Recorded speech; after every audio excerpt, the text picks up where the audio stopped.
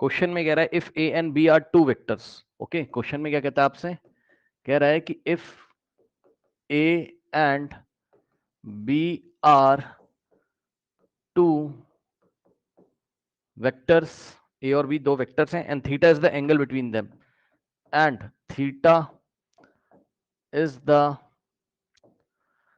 Angle between them. Okay, if A cross B mod is equals to √3 times vector A dot vector B। अब इसको थोड़ा feel करिए जरा, देखिए A dot B एक number होगा भाई, A डॉट बी स्केलर होगा, उसका √3 टाइम्स, तो A डॉट बी इंटू √3 करोगे तो ये भी एक नंबर होगा। अब ये एक नंबर क्यों क्यों होगा, क्योंकि A क्रॉस B का मॉड एक नंबर ही तो होगा। ठीक, तो A क्रॉस B का मॉड एक नंबर ही तो होगा, तो ये पूरा एक नंबर ही तो है। ठीक है ना, कह रहा then value of theta, then value of theta is given by, options are, option A is 45 degree, option B is 30 degree, option C is 90 degree, and option D is 60 degree। Correct ये। Okay, now अब देखिए जरा, बहुत आसान है, कुछ नहीं करना, आप देख सकते हो। ए क्रॉस बी का मॉड बराबर क्या दिया है, √3 ए डॉट बी।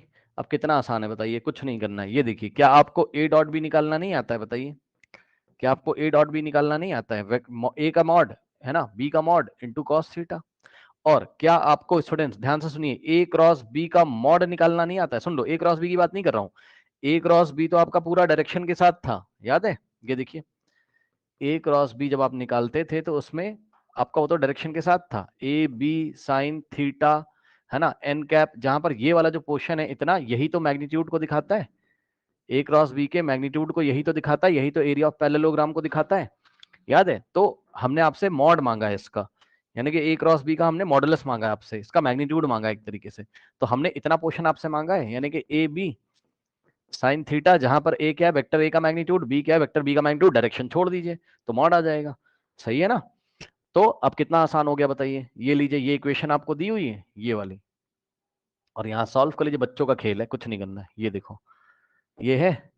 अब देखो यहाँ से, क्या mod of A cross B तुम्हें पता है। Yes sir, A B sine theta है, लिख दो।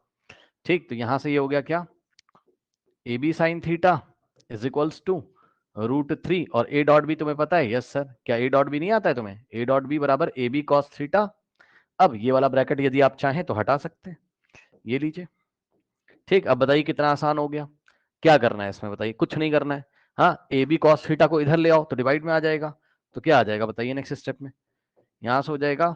क्योंकि देखिए, अब मैं साइन थीटा बनाने की कोशिश कर रहा हूं ना, तो √3 में मल्टीप्लीकेशन में इधर आएगा तो डिवाइड हो जाएगा, यानी कि ए बी कॉस थीटा इधर आ गया, तो इज इक्वल्स टू √3 आ गया। ये लीजिए कितना आसान है, ए बी से ए बी कटा। ठीक, और साइन अपॉन कॉस कितना होता है, टेन थीटा होता है।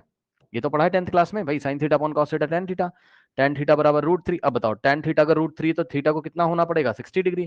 भाई टेन 60 ही तो √3 होता है। सही है, तो इस तरीके से बच्चों option D is the correct option. ठीक है, option D is the correct option. ठीक है स्टूडेंट्स।